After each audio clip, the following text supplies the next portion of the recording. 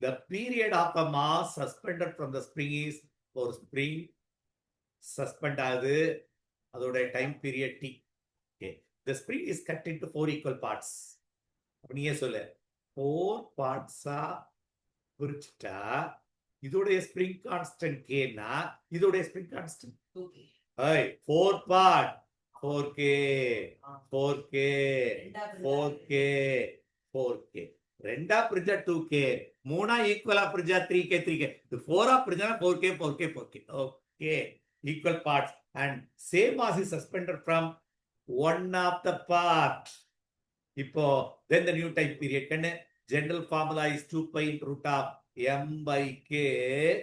இப்போ ஒரு ஸ்ப்ரிங்க மட்டும் நம்ம எடுத்துக்கிட்டோம், ஒரு spring having a spring constant 4k and அதே மாஸ் m. இப்போ நியூ டைம் பீரியட் என்ன, இது ஒரிஜினல் டைம் பீரியட். இப்போ new time period 2 pi root of mass மாறல, ஆனா ஸ்ப்ரிங் கான்ஸ்டன்ட் என்ன ஆயிப்போச்சு 4k. இப்போ இதுல நியூ டைம் பீரியட் இந்த 1/√4 மட்டும்தான் இது இல்லாம இருக்கு. அப்போ ஒரிஜினல் டைம் பீரியட் பை 4 ரூட்ல இருந்து எடுத்தா 2, இதான் answer. t/2 is the answer. புரியுதா பத்தியா?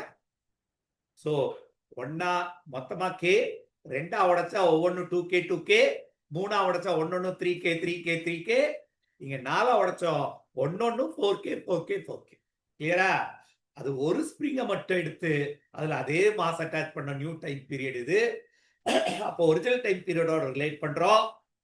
சோ இது ஆன்சர், t/2 இஸ் ஆன்சர்.